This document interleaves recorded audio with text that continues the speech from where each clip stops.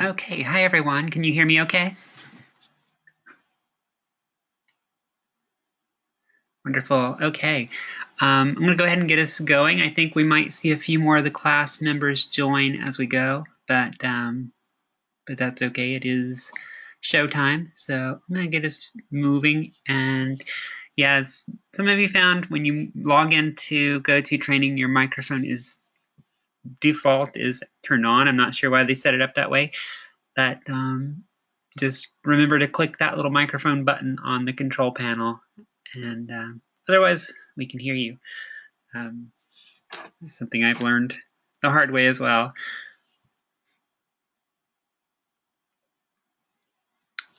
All right, so welcome back to the first day of class. Well, second class, day of class technically, but first class meeting post holidays. Hopefully everybody had a good holiday and is recharged.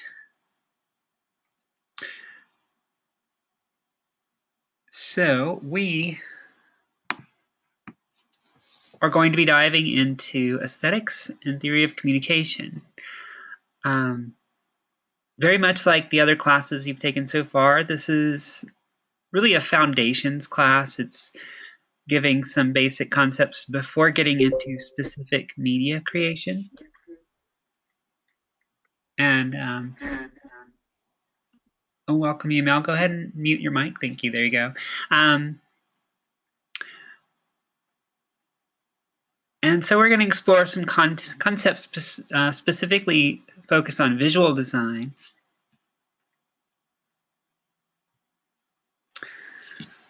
What I found, though, is that a lot of students come into the class not really knowing what this is going to be all about, because the name is a little unusual and quite a mouthful. So I like to start off by asking you guys in attendance, what does the word aesthetics mean? How have you heard that used, and do you know how it's defined? Anyone?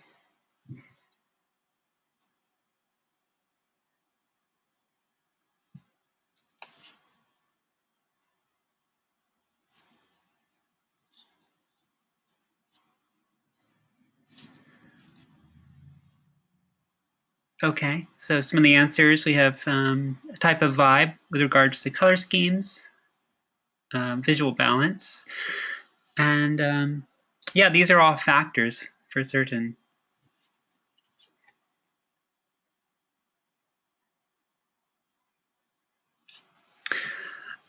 Sometimes you'll hear the word aesthetics used, like someone will say something is aesthetically pleasing, or something has a really great aesthetic, meaning style or look, so is visually appealing. The word actually is originally is a branch of philosophy that's focused on the exploration of what makes something beautiful. You know, why do some people consider one thing beautiful while other people would find it uninteresting or even repulsive? You know, and what qualities are universal in terms of beauty? The two pieces of art I have on the screen are considered great pieces of art for their given time period and artistic movement, but obviously very different tastes.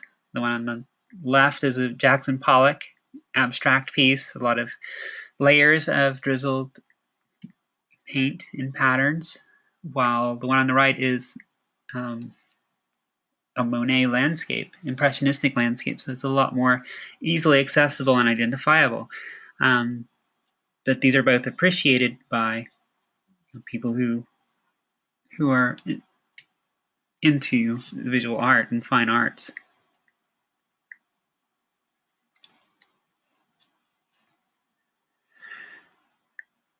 But we are studying modern media creation, and so you really need something a little more scientific, a little more concrete that we can actually make use of, instead of a really subjective aspects of what makes something beautiful. What we're going to be looking at is how to evoke a specific response based on the media that we put together. And so now the definition has shifted. Notice that we're not talking about beauty specifically anymore, but it says perceptual reactions in the broad sense, sort of an umbrella term. So a reaction could be very positive. You can find something beautiful or pleasant or intriguing. It could also be indifferent, but it can also be very negative. Something could be frightening or sad or repulsive. All of these are viable options now. Because as media professionals, as media creators or strategists, we'll have a message that we want to communicate. A lot of times along with that message, there will be emotion or a point of view that you're trying to get across. And so this response that you want to evoke goes along with that. Of course, this really depends on the media, the purpose of your media. If it's a film or a commercial or something that's intended to influence a specific action in your audience, then this becomes very important. Marketing and advertising and so forth. Even political campaigns, this is a huge thing. Of course, if you're a journalist and you're trying to be an objective reporter, then you don't necessarily want to evoke a specific response. You want it to be more factual and more objective. So something to be aware of. But of course, also having an awareness of what evokes those reactions can help you avoid them as well.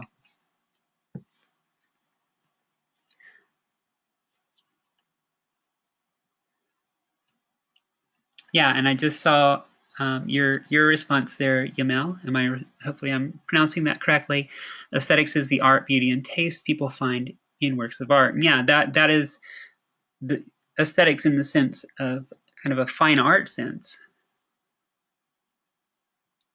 And so we're taking that a step further into more of a broad sense, more of a modern sense that is more concrete that you can leverage. So the other part of this definition is the examination of a number of media elements and how they interact. So it's not just visual media, it's not just the artistic style now, it is the elements of the media we create. Because now we're not limited to two-dimensional static art, we're going into the digital age where we have full motion video and audio, music, animation and motion graphics and all of these different options that we can leverage both through the web, through television, radio, and all the traditional mediums as well. So what we're going to be doing this month is taking a look at some of the possible media elements that we have available and how they interact with one another to create a specific response, and how you can plan those elements to evoke the reaction that you set forth to evoke.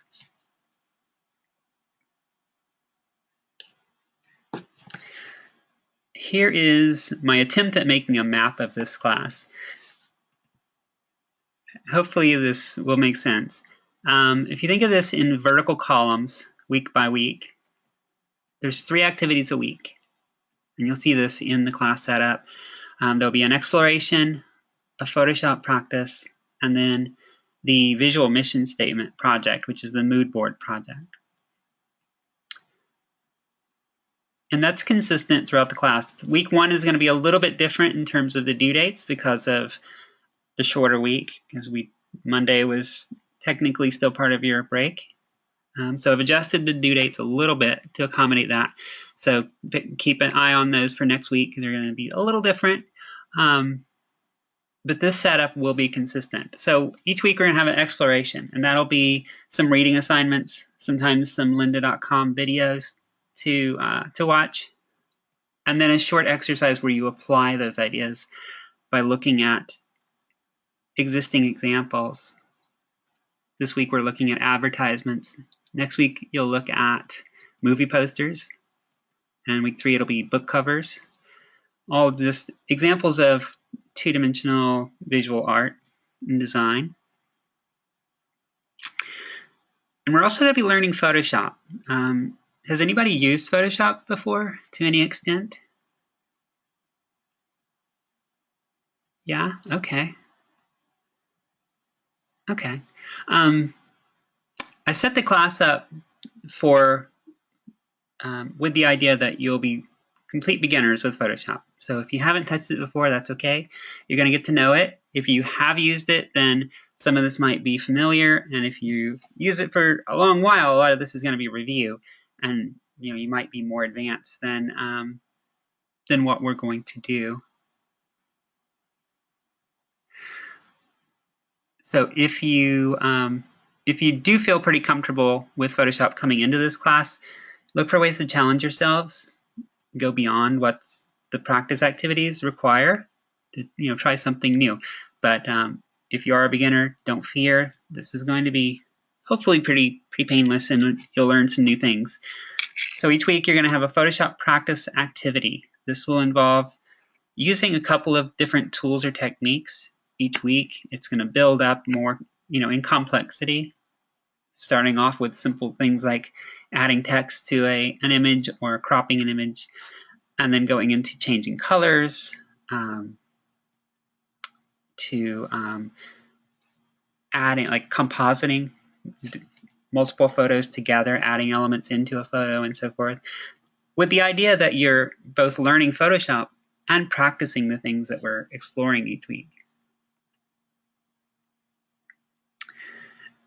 And then you'll get into the mood board project, and I'll explain that one in more detail in a minute, because it's a little more involved. But what this is all leading to is week 4, when all of these elements come together and you create an original piece of visual media using Photoshop and applying all of these different concepts. So, but going back to the definition of applied media aesthetics, it mentioned multiple media elements. Some of the elements that we're going to explore this month include your choice of imagery, and in particular with the focus on visual storytelling. And I'll talk a little bit tonight about some of the factors that can influence that, like your camera angles and distance of your shot. Next week, we will get into color. So that will be color theory, which is really a formal study of how colors interact and how you can choose a color palette, as well as a little bit of color psychology, which is the kind of emotional or symbolic meaning that we put on color. And week 3, I'll talk a little bit about, it's not really typography. I put typography down here, but it's really choosing a style of typeface, as well as visual hierarchy, which is more of the visual balance that you guys have been mentioning. So, deciding where you want to put your focus and how you want to guide the viewer's attention.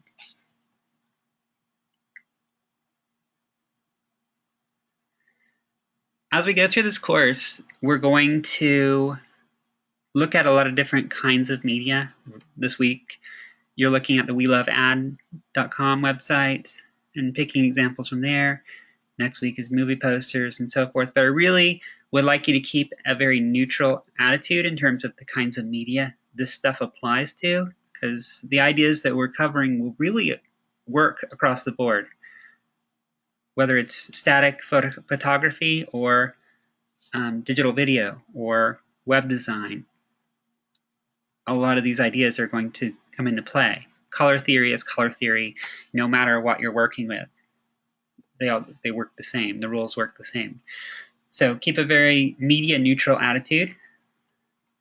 And another thing that I would love for you to start to develop as we go through and you're doing the explorations and so forth is to keep a really critical eye just in your day-to-day life. And when you're looking at media, start asking why design choices were done the way they were.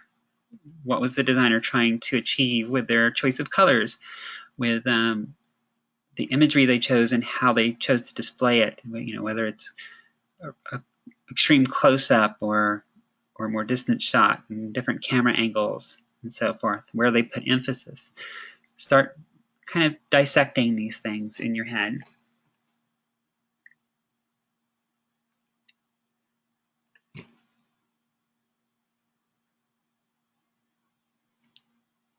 Okay, so now I want to talk a little bit about what is named the Visual Mission Statement project on in the class setup. Here it's referred to as the mood board project, and you'll see why. Who here's worked with a mood board before, or has heard of a mood board for that matter?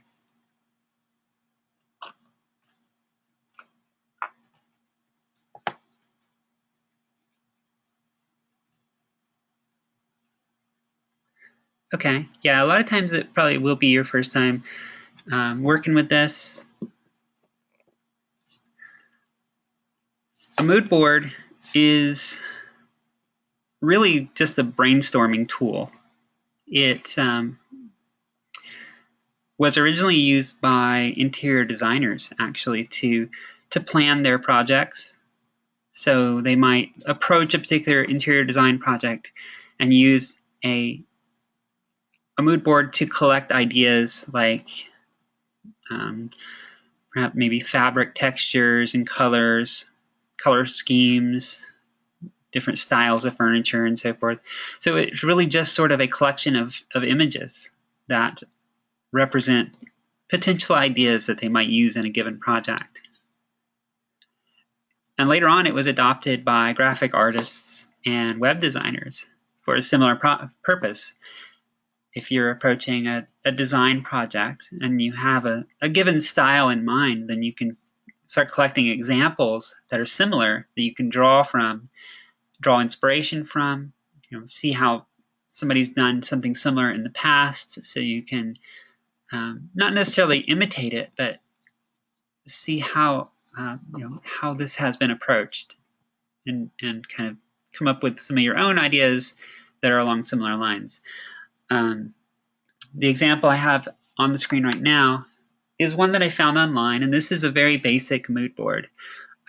Typically, a mood board will be some sort of digital whiteboard. It can be a PowerPoint slide, it can be a blank Word document, it can be a Google drawing. Ideally, they're shareable online, so something like a Google document or something saved to a Dropbox is good, because they are used collaboratively. Yeah, and a brainstorming board is another term that could probably apply here. And it is sort of like a vision board, which is a vision board is a more personal kind of way of visualizing something you want to achieve. This is a little more concrete because you're actually collecting ideas. So imagine if you were working with a client on creating a piece of media. It can be a website. You don't want to just immediately jump into putting together that website. You want to make sure that you are on the same page with your client and know what they want, and ensure that they are confident that you understand what they want and need out of that piece of media. This is a first step. If you can show them some of these examples you've collected and explain that this is what you have in mind, then they can give some early feedback and say, yes, this looks good. Go ahead and move forward with this, or give you ideas for adjusting your creative direction. And that's really what this is all about, is establishing the creative direction early on. You're going to be doing this this month in the project that's called the Visual Mission Statement. My idea with this project is that we're going to use your mission statement, your personal mission statement that you wrote at the end of, I believe it was Introduction to Media Communications. If you still have that saved, awesome. That's going to be really helpful. If you don't, that's okay, because it's your personal mission statement. You probably know what it is. I'm not looking for you to exactly reproduce what you wrote 2 months ago. As long as you have an idea of what it is all about. So the idea is that suppose a movie was made about your personal mission in life, whether it's career, personal life, or what have you. What would that poster look like? What imagery would represent your goals, your values, your dreams, whatever it is that you want to represent in that mission? And how would you evoke the feelings that go along with that? That's what you're going to be trying to do in your overarching project this month. And we're going to do that step by step using a mood board to plan out the different factors. It's up to you how personal you want to make this, or how meaningful you want to make this. Ultimately, the personal mission statement is just a way of having subject matter to work with, rather than looking for some other material to work with. It's something that we already have available. But it also has personal meaning to you, so you can make this a very moving or a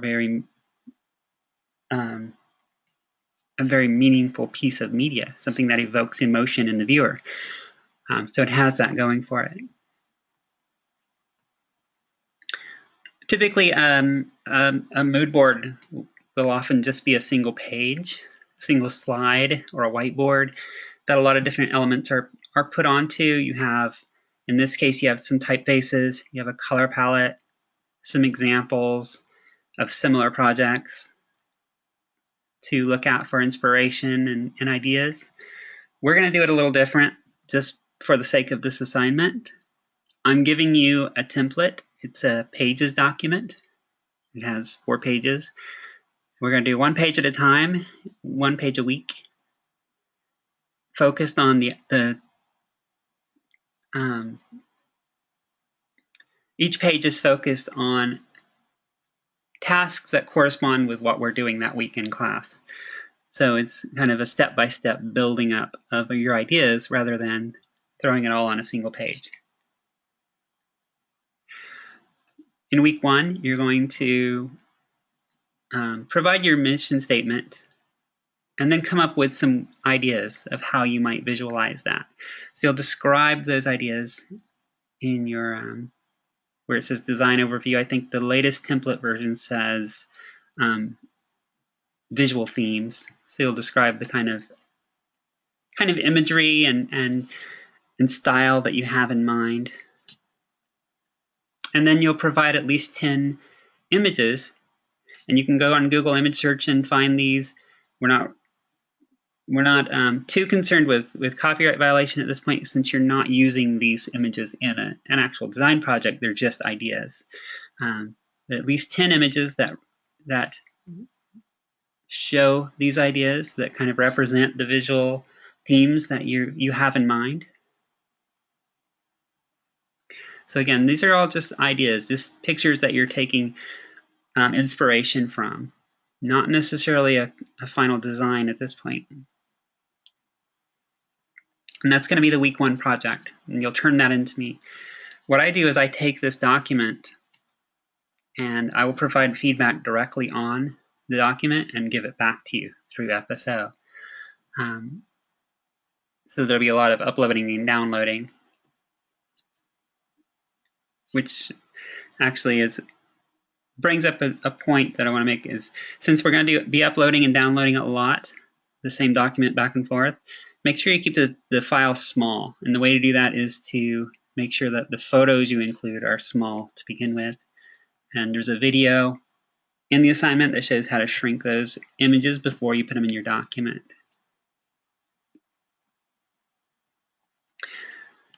This particular student chose to include notes. These little yellow boxes are actually comments on each photo that explain why she chose that particular image or set of images.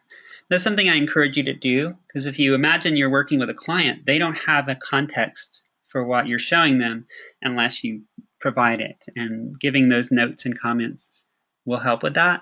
But how you organize your mood board is really up to you to decide. But the more organization, the more indication you give for the purpose of those images, the better I'll be able to understand what you're going for. Week 2, we're focusing on color theory. So you're going to create a color palette, a small plan for the type of color scheme you want to use in your design down the road.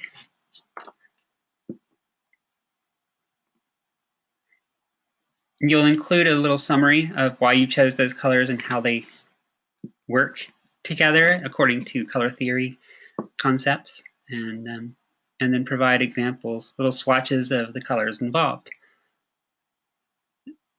This is a way of beginning to establish your own personal brand as well. This, of course, won't be set in stone forever. If you want to change this after the class is done, that's fine. But in some later courses, you will be working with your personal brand. And if you have some of these ideas chosen early, then you can leverage that at that point too. And still going along with that idea of branding, you'll pick some typefaces in week 3.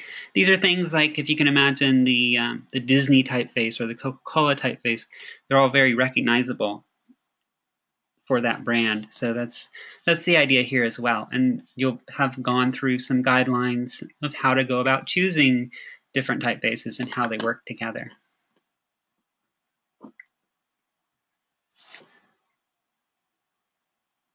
And then in week 4, it all comes together. So this is the slides that I've been showing are one student's project, one of the previous students' project. And if I go back, you can see some of these images. There's that weathered wood texture. There's this theme of someone standing on the edge of the cliff or on the sea or on the side of the road. She's already thinking about color themes, typeface designs, and you see here the colors are chosen, typefaces are chosen, and now look at the final design. All of those elements are here. There's the weathered wood texture, which she described as being a representation of authenticity. There's the idea of someone standing on the edge. You're actually seeing it from the first person perspective. The typefaces are used, and the colors. There's that kind of burgundy wine color, the dark blue, as well as the white, and there they are.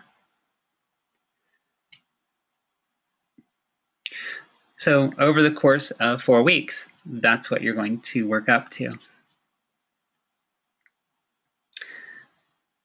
How you approach this is really your own personal choice. If you want it to be something that's a really personal statement of your values, which in this case is the way she approached it, you can do that. You can also take it as a very career-focused project, kind of looking at your goals for a career, or something in between, or any other aspect of life. It's up to you, but we're just trying to make a meaningful piece of media.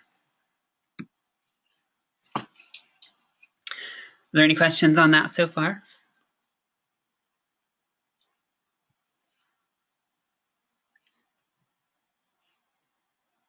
Nope. Okay. I'm sure there will be as we get into the specific tasks involved, but that is the visual mission statement project in a nutshell.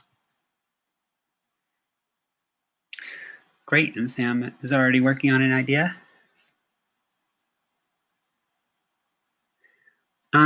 Yes, you'll find this in the FSO, in the class setup in FSO. It is the weekly visual mission statement projects that are due each Sunday.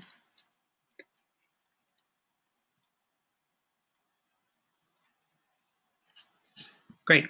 Okay. Yeah.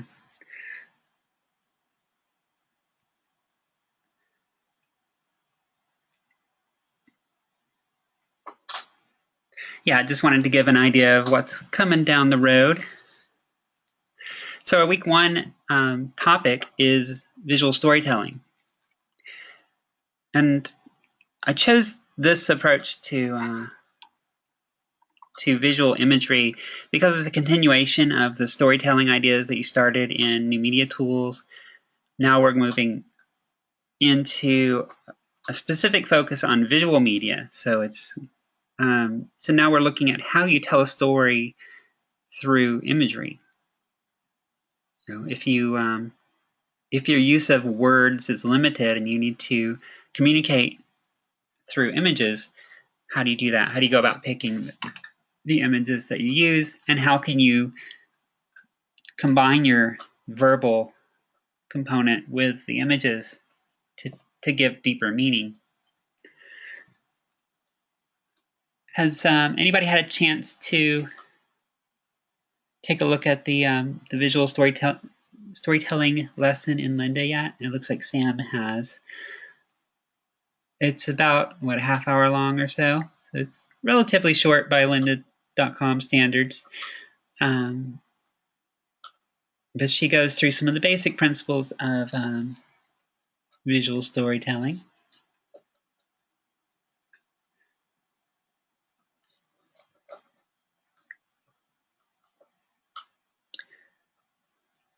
So really the focus is giving meaning, communicating an idea, specifically a story, to your viewers. In this example, and this is a very basic example of a visual story, you have this image of these natural caverns, and it's a really impressive sight with the sunlight streaming in and all the natural formations and everything. It would be pretty striking as it is. But throw on this little dialogue bubble where it says, "Here I come, ready or not," and now there's a story. Now there's something happening that we recognize, and it's a game of hide and seek. And we can imagine that we're seeing this from the perspective of someone who is hiding in this cavern, and what an epic game of hide and seek that would be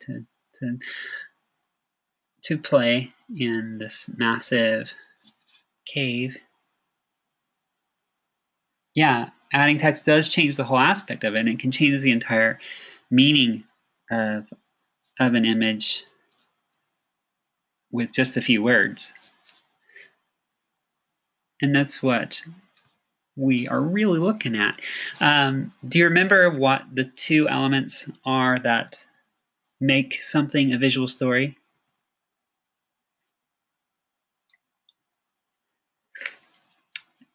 And Sam, your comment, the message can be translated in different ways, and that's true. And that's a hazard that that we will have to deal with. And so the solution is to make it as clear as possible, avoiding any accidental symbolism or meaning in the images. The Linda instructor identifies two elements that are necessary for an image to be a visual story. They are the protagonist, so you have to have the hero of the story or the main character, and they need to be facing some kind of challenge or problem. There needs to be a plot. Without either of those two, you don't have a story, you just have an image. Here's an example. Who is our protagonist in this case? And what is the snowman's story problem or challenge?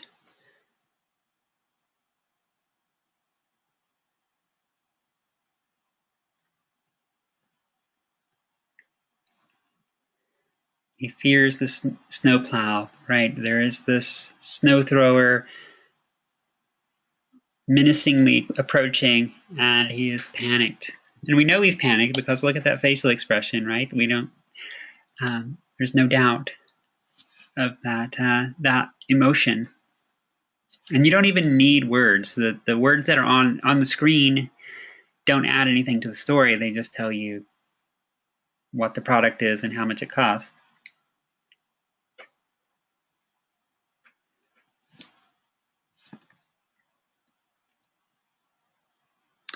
Right, and the hands, yeah, as the mentions the hands as well. So these are a really universal expression of fear and panic, and it easily communicates the situation at hand.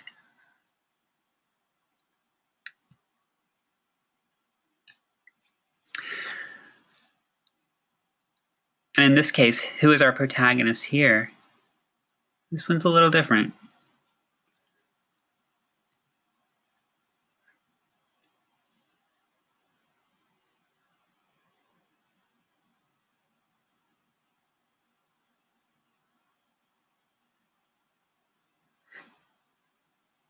And in this case, the words actually do play a role.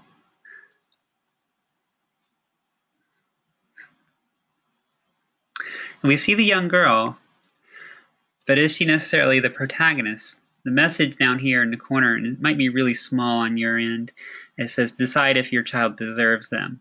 So we're seeing this scene of this child who's just colored on the wall, but in doing so has reproduced Van Gogh's Starry Night. So this incredible work of art, but she's also defaced the wall. So does she get rewarded or punished?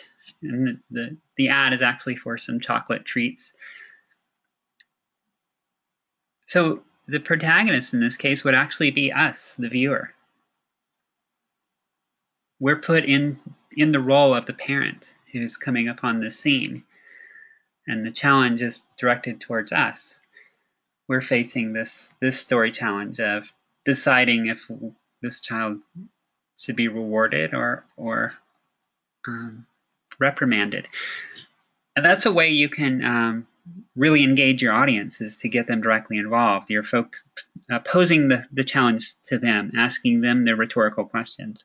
And our brains are kind of wired to naturally want to find solutions. So it kind of pulls us in.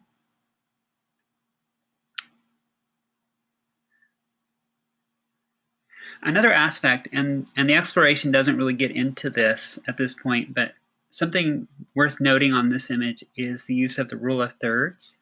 Has anybody worked with the rule of thirds before in photography or design? Most of our smartphone cameras have this built in. You can turn on the grid and it'll look something like this. Basically, the rule of thirds says that if you're taking an image or creating an image, the main focal point should be shifted towards the left or right third, or the top and bottom third, or aligned with one of the kind of where they cross. Rule of thirds has a specific purpose. A lot of times you'll just hear that it makes a more interesting composition, but what that really means is that it provides an object in context. So by aligning the girl, who's our main subject, over here to this 1/3, and it doesn't always have to be exact, as long as they're offset, it allows us to see her in context with the environment. If she was exactly centered, it would just be a portrait and wouldn't have a lot of story. But now we see her in context to the wall. We see that the wall is in this larger environment of the house and the scattered crayons and colored pencils and so forth. So that rule of thirds guideline is really there to help you show context and tell a story. It gives a sense of history and action. It's not always necessary, though. Again, if you're not focused on the context of the environment, you can just do more of a portrait style. There were some comments on the discussion area of about the face, the snowman's face in particular, and the expression.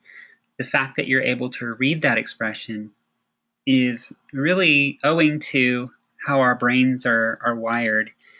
We are naturally inclined to look for patterns and specifically to recognize emotions in faces. When you think about newborn babies, how do they learn to express themselves? They learn it by imitating the adults, right? Their parents and so forth. If you make a face at them, they'll make it back at you. And it's something that stays with us as adults. We don't necessarily go around imitating people's faces, but that sense of empathy is wired into us. And it doesn't have to be a photorealistic human face. It can be a snowman face or a cartoon face, or in this case, the face of a cat or a dog. Both of these have probably been photo manipulated to look a little more human so that we feel a little more emotion from them, especially the bald head. That's definitely not natural. These are some examples that disregard the rule of thirds for the most part. We're focused really tightly on the face and in the portrait style.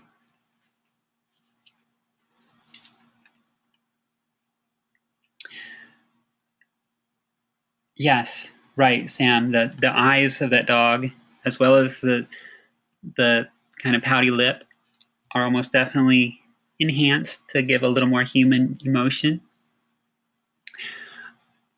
And that tight focus on the face is important. And this is a matter of framing a photo. If you give a wider shot, like we had here, or with the girl drawing on the wall, whoops, going the wrong direction, then it tells more of a story. It's like a big picture context. When you get a close-up of your subject, whether it's an animal or a human, now you're getting fine detail. And you do this when you want to show emotion and you want to really evoke that response from your audience. If you look at movies, when they get a close-up on the actor's face, it's usually in a highly emotionally charged situation or something when you want to see the nuances of the expressions, all those little minuscule muscle movements that communicate feeling to us.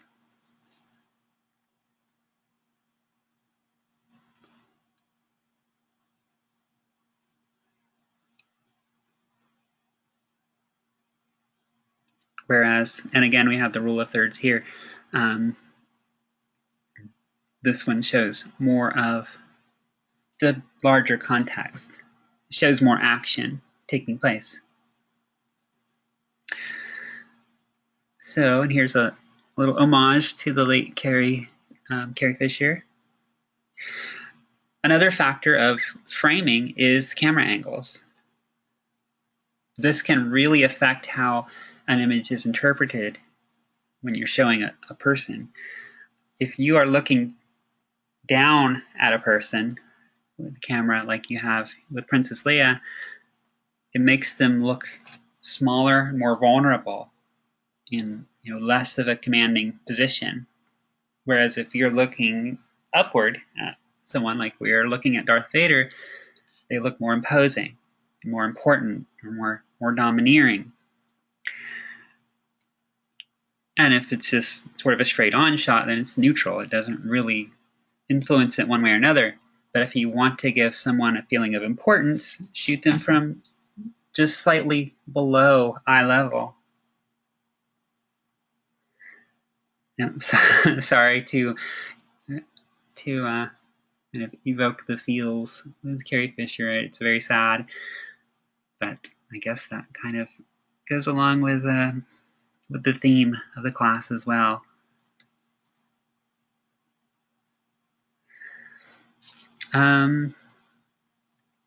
Right. So doesn't just apply to Darth Vader, but if you want to, say, present a public figure or some kind of character from a story in a way that makes them look important or feel powerful, then use that below eye level angle shot. And the opposite is true as well, making somebody look more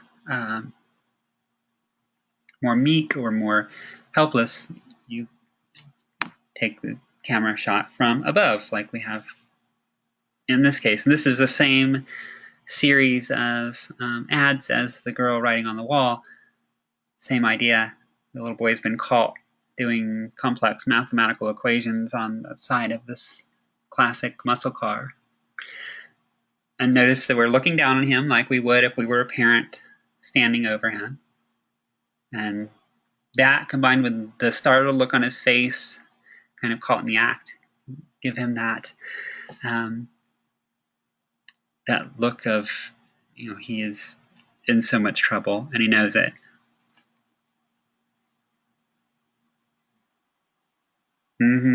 Yes, completely scratched into the paint, defacing this car.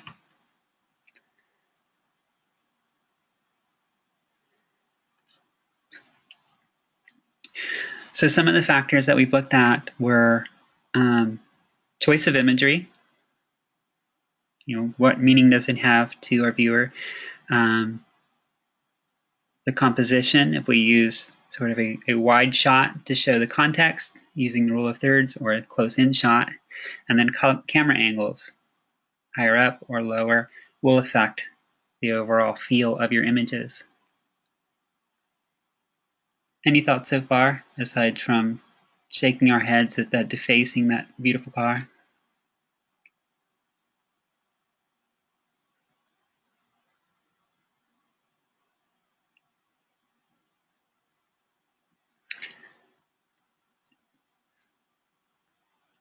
Great. And Robert, I did see your comment about always loving a good Star Wars reference. You'll see a lot of geeky references from me because that's pretty much where my brain is at.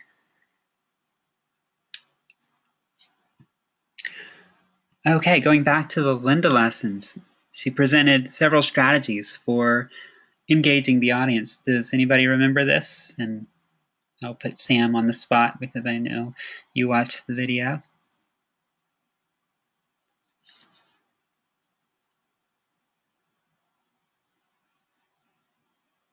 Better still.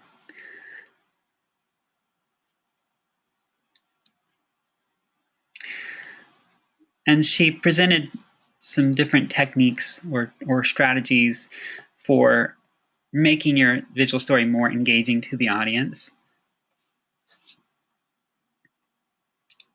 What these really all come down to, actually, are intellectual challenge. You're making your viewer want to know what's happening, making it intriguing, or make them want to know what happens next, or give it some kind of deeper meaning that just evokes some sort of sense of awe or deep emotion. One of these is surprise, the unexpected. If it's on a very simple level, it could be seeing that mathematical formula scratched into that beautiful car. But there are, still more examples of surprise, both humorous or very unsettling, that you can use. Humor is a big one. You can make your audience laugh. Especially now, you see that used in a lot of viral marketing and little viral videos. It's just that completely absurd, unexpected humor. Yep, symbolism, you got that one, Sam. Poignancy, which is more of like the feels, for and to use some modern internet lingo, as things that remind you of sort of nostalgia or kind of warm emotions. Suspense is kind of leaving them with a cliffhanger, wondering what happens next, what's going to happen to our hero. And there's the symbolism and visual metaphor, which are similar ideas. It's just both of these use images that mean something more than what they actually show.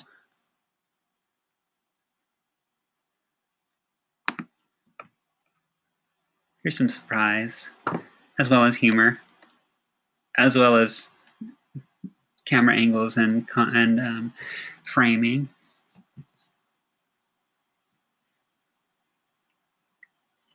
So immediately notice those big giant fangs, because it's our instinct to preserve our life, and avoiding predators is a big part of that. But then once we see it in context, not so scary. It's that tiny little ferocious dog sitting back there. So danger is a matter of distance. A little bit of metaphor there as well, huh?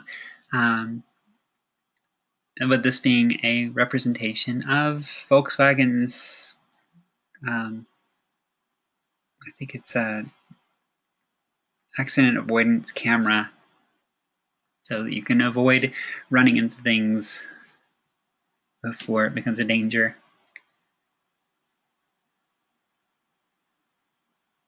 And this next one I want to hear your thoughts on. Let me know what you see and what kind of emotion it evokes.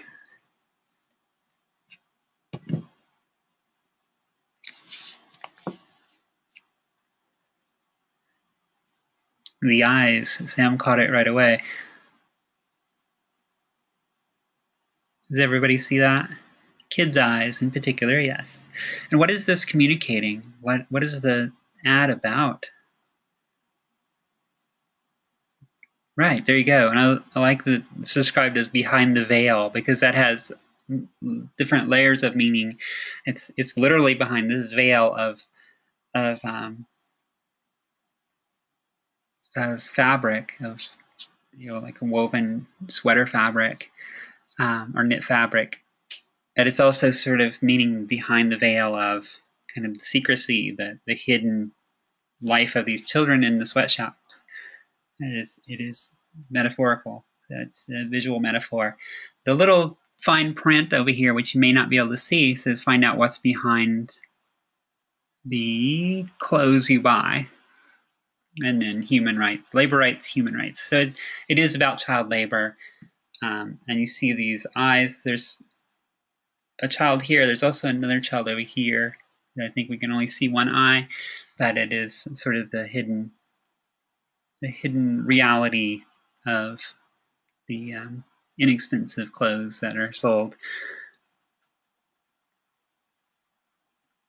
So this is multiple strategies being used. It's poignancy, it's surprise, it is metaphorical and symbolic, and just really kind of unsettling.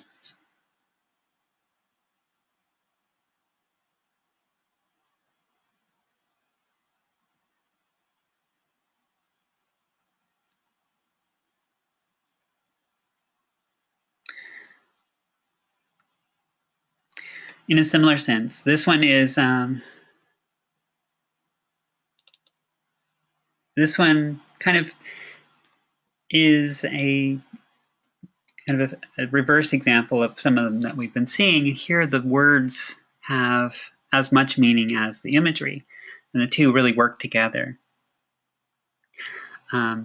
This one is that mental challenge, that surprise of seeing the headline, "I wish my son had cancer," because that makes no sense, right? And we look at that and we say, why would anybody ever say that?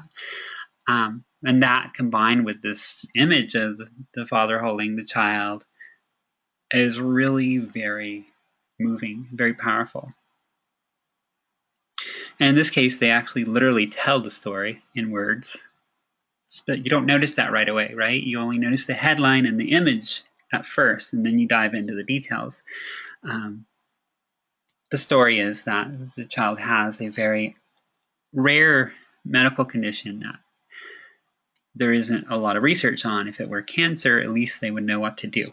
And that's what's behind that headline.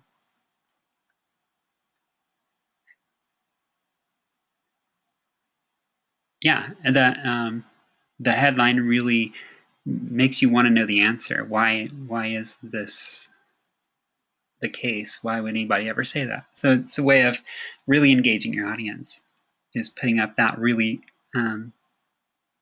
emotionally charged initial message and making that so large that it can't be missed. Yep, and these are really good comments, because all of these factors are things we'll cover in the next few weeks too. The use of the achromatic imagery, so it's all black and white. The use of emphasis to make these elements stand out and really catch your attention is something we'll get into in week 3. So this would be a good example to come back to.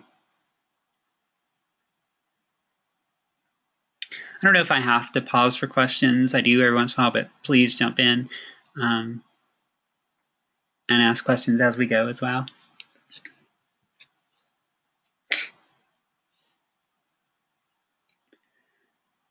Yeah, the title does really stand out. And you can use, we'll talk about visual hierarchy in week 3, but that's one of the parts of it, is deciding what you want your audience to notice first, what's going to be the most impactful and effective at communicating your message, but also your message in the right emotional context.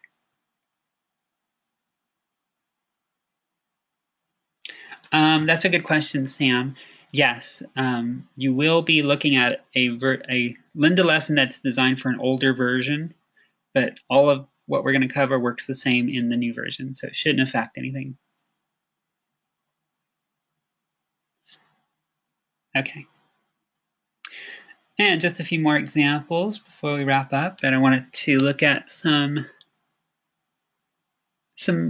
additional examples of visual metaphor and symbolism in particular. This kind of goes back to the earlier discussion about faces. We don't have to have a human face to recognize emotion, do we? Because you look at that chair and you know that it's very sad, because the home misses you this summer because you're traveling with Alsanac Tourism.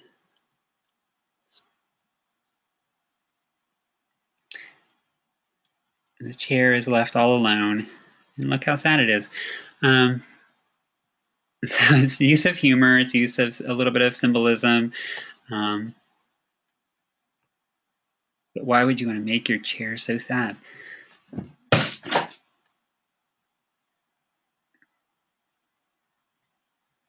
And let's hear some interpretations of this one. What is the symbolic meaning or the metaphor of this image?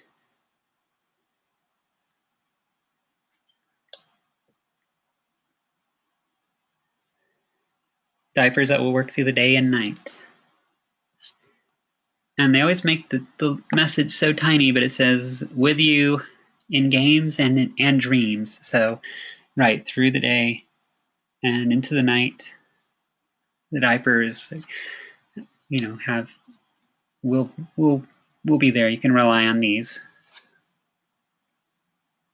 Up to 12 hours of absorption in the very, very tiny print. So there you go. Into the evening. Yeah, and they're holding hands, so it kind of bridges that gap, right? I actually had to deliberately find one of these because a lot of the visual metaphors I had were very dark and really not happy images, so I had to kind of brighten things up a little bit. For example, this one's pretty grim, and it is the Moroccan government covers up cases of torture. And what more clear symbol is there of a country than the flag of that country? It is a recognizable representation. So here that the designer has given a literal visual representation of the government represented by the flag covering up, in a literal sense, a case of torture. So just a clear example of symbolism that is kind of as blatant as you can get.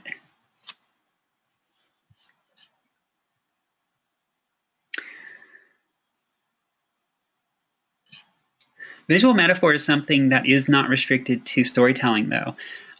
You can have a visual metaphor like we have here without a story. There's probably a story behind this, farm to table, but it's not shown to us. We don't have a protagonist. We just have a pitchfork attached to some silverware.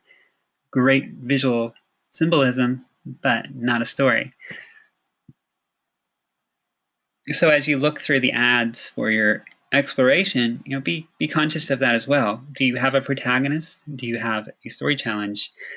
You might find something really visually compelling, but it might not fit what we're doing right now.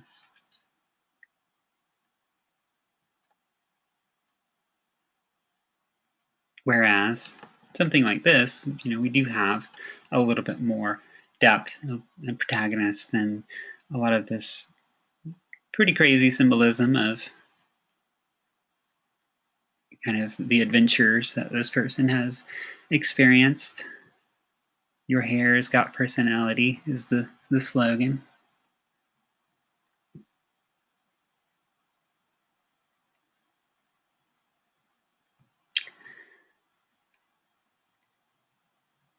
And let's hear some interpretation on this one. What is the story and how is symbolism used here?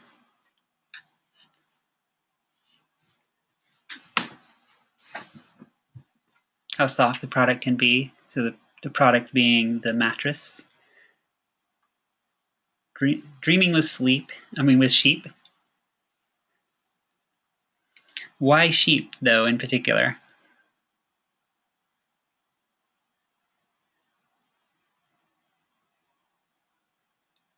Right, there you go, Robert. It's that whole idea of counting sheep, which is a really, I guess you don't hear it as much nowadays, but you used to say you're counting sheep as a way of falling to sleep. It's sort of a monotonous task for your brain to focus on. So they've taken that sort of well-known saying and made it into a visual metaphor. And in this case, the product, which is the mattress, is so comfortable that even the sheep themselves have fallen asleep. And yeah, really good lighting. Looks like it's nighttime with just the lamp lighting the room. And there was a comment earlier about images potentially having multiple meanings and kind of different interpretations. And so trying to find these kind of universal kind of cultural sayings and stories that are recognizable are one way to avoid that. It's not a guarantee necessarily, but we all have probably heard about counting sheep and as a way of falling asleep and can recognize what's going on here.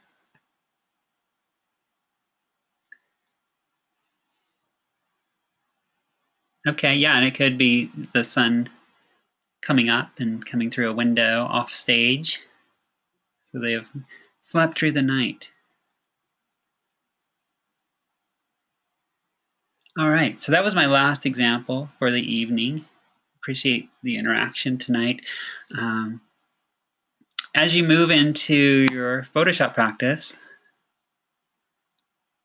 and I guess you haven't done your exploration yet either.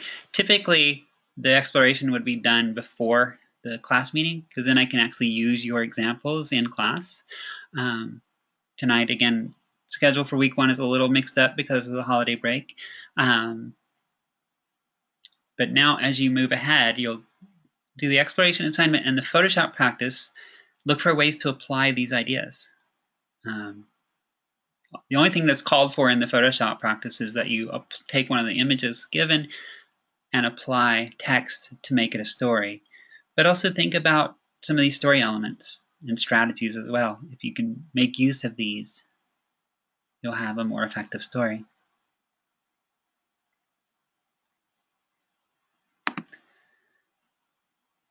All right. So does everybody have an idea of where we're headed with the class and what the tasks are coming up? Yeah, okay. So we'll be meeting here each week, same night and same time. And I look forward to working with you this week and seeing what you guys come up with. But that is all I have prepared for tonight. Thank you all for bearing with me, and I really appreciate the discussion and interaction. Have a great evening, everyone.